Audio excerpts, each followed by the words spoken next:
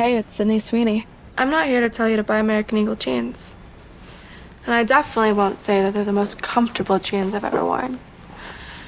Or that they make your butt look amazing. Why would I need to do that? But if you said that you want to buy the jeans, I'm not going to stop you. But just so we're clear, this is not me telling you to buy American Eagle jeans. Sydney Sweeney, Hasbro Jeans. You see what I did there, right? Shh. Hear that? Big waves are calling. Dive into refreshment with Kona Big Wave. Tropical flavor and the taste of aloha in every drop. So crack one open and let the great taste roll in. Kona Big Wave, Liquid Aloha. Copyright 2025 Kona Brewing Co., St. Louis, Missouri. Mahalo for enjoying responsibly. Hi, and welcome to the 10-Minute Food Truck Training Podcast. My name is Bill Moore. I'm the Executive Director of the National Street Food Vendors Association, which is a nonprofit dedicated to education, advocacy, and uplifting all food vendors. Today I'm going to be talking about quality as it pertains to marketing. But before we get into that, I want to remind you guys I'm going to be in Edison, New Jersey this year on December 2nd and 3rd. I'm going to be a part of the Food Truck Owners Expo. I'll be giving 2 classes. I'll be kicking off the campfire sessions, and I will be on the main expo floor in my National Street Food Vendors Association booth, where I hope to see all of you guys. Now, if you're asking why should I even go to an expo, it's simple. There's a whole bunch of teachers that are going to be there beyond me, so you can literally have 8 hours worth of expert coaching and teaching. Pretty much everything you need to operate a business is going to be there. So you need to attend. At the very least, you'll meet a whole bunch of other excited people about the food truck industry. Again, Edison, New Jersey, December 2nd and 3rd. Go to FTOexpo.com, place your order for the tickets today. And when you do, put in the code FTTG15 for a 15% discount. So now let's talk about quality in marketing. It's got to be 3 things: clear, consistent, and credible. So what does that mean? Clear means people instantly understand what you serve. Consistent means your visuals, your voice, your schedule match across all platforms. You can't be a snarky individual on Facebook, but then a very polite and kind person on Instagram. Credible, it means that you follow through on your promises, both explicit and implied. If your food truck says authentic Cajun, but your Instagram photos are all tacos and teriyaki, well, you got a branding problem. People are now confused at what you do. So what you want to think about is when you pull up your food truck's website or your social media feeds, what would a first-time guest know about you? Would they know what you serve? Would they know where to find you and why they should care? If you're not answering those 3 questions, well, your marketing is just not being helpful. It's probably even hurting. So let's talk about visual branding. The first bite is with the eyes. People eat with their eyes first. That's an old axiom in food service, and that applies to your food truck as well. A quality visual brand is eye-catching, it's easy to read at the first glance, and it's aligned with your cuisine and your brand personality. You want to think of it like your food truck wrap is a billboard, it's a menu, and it's your reputation all rolled into one. So some best practices: use bold and readable logo. Actually several places, now that I think about it, several places in our area, and I'm talking Defuniak Springs, Florida, as well as Fort Walton Beach, Florida. We drive by and we see a food truck. I mean, we're always looking for food truck. And Melissa goes, "Can you read that?" And I will look at it and go, "No, I can't." It's not that the font is small. It is in some weird script font. Can't make head nor tail out of what it says. There's one food truck. It's on the corner of Racetrack Road and Beale Street, or Beale Parkway rather, in Fort Walton Beach. And we drive by them. It's a real pretty font. Can't read it. We'll be stopped at the red light and we'll both be squinting and trying to figure out what the heck it says so we can at least have an idea of what the food and the cuisine might be before we ever step up to it. And we can't.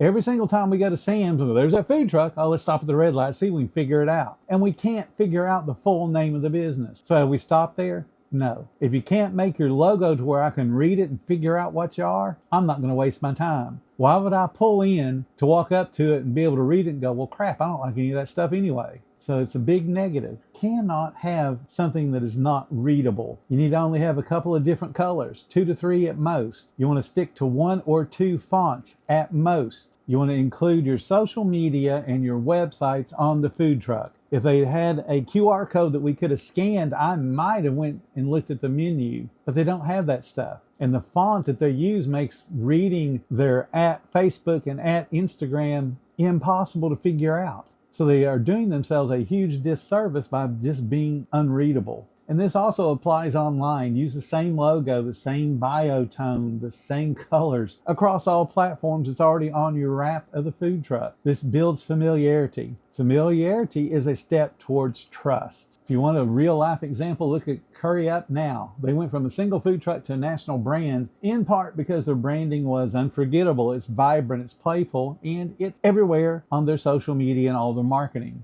Your messaging has to say it like you mean it. So let's talk about that voice. Quality marketing tells a consistent story. That means that your Instagram captions, your website about section, and even your in-person sales pitch all sound like the same person. Are you fun and irrelevant? Are you down home and wholesome? Are you bold and edgy? All of those are distinct personalities that you need to teach your employees. This is how we greet somebody. At Disney World, go to the Magic Kingdom. You ride on the Pirates of the Caribbean, that particular ride, and the employees that are controlling the ride and tell you how many people's in your party, sit there, sit there, sit there. They do it with that accent as if they are pirates themselves, and they're a little bit edgy.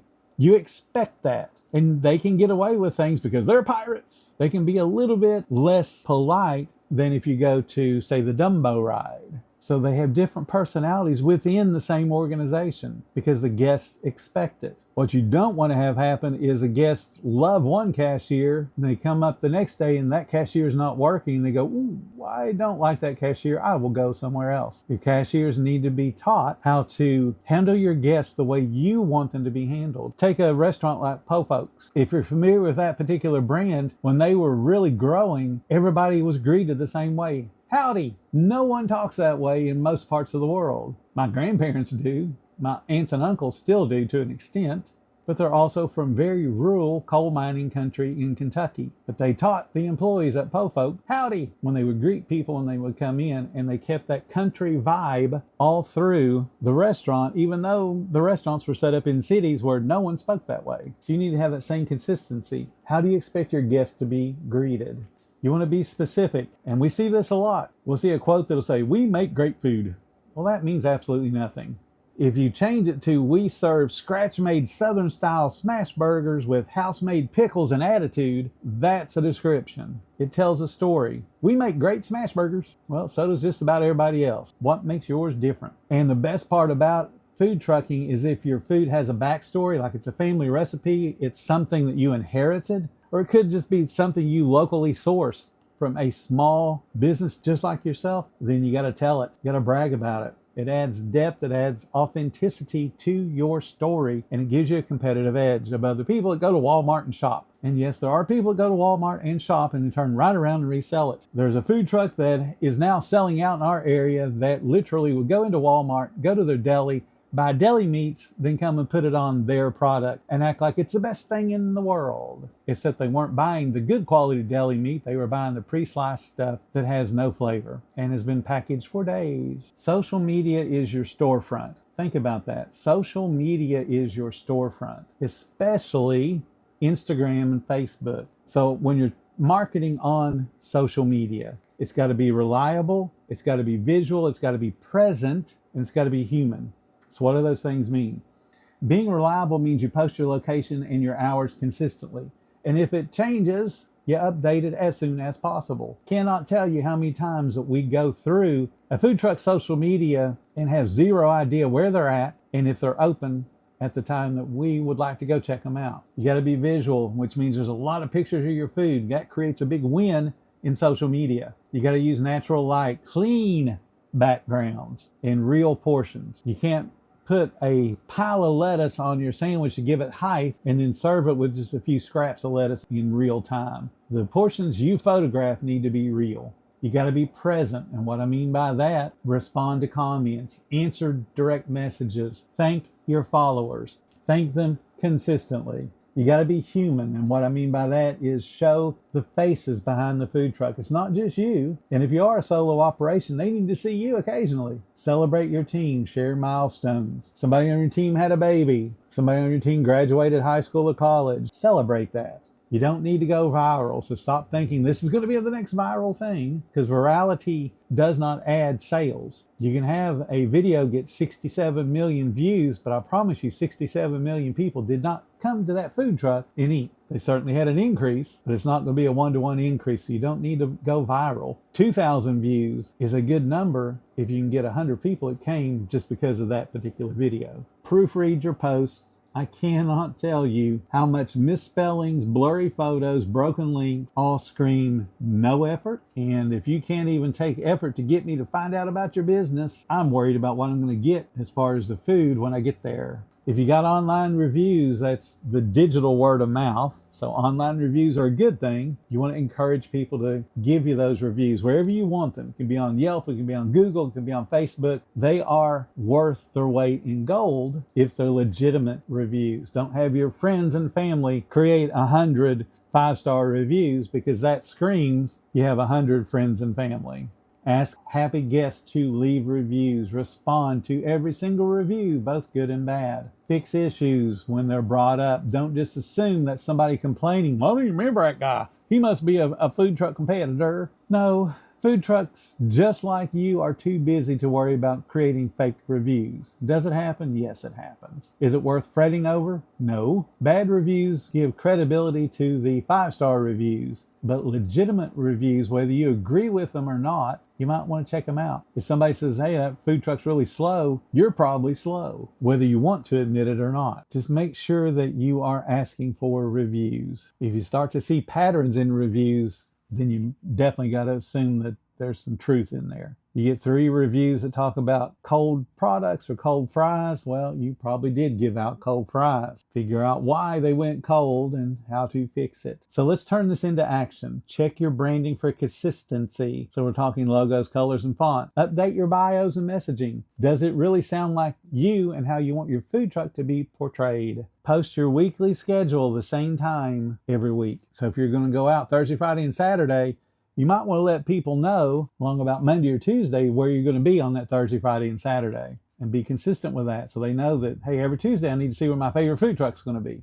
Respond to your last 10 reviews. And if you haven't gotten 10 new reviews this week, that needs to be your goal, to get 10 new reviews and then respond to them. Commit to 3 high-quality social media posts this week. Photos, stories, or team highlights. And I can tell you right now, you need more than 3. But we'll set the bar really low. Can you give 3 high-quality posts on social media this week? Thank you guys so much for listening to the 10-Minute Food Truck Training Podcast. If you like what we do, please consider subscribing. And if you love what we do, show some support. There's a link in the description to make that happen. Until next time, you guys have a profitable day.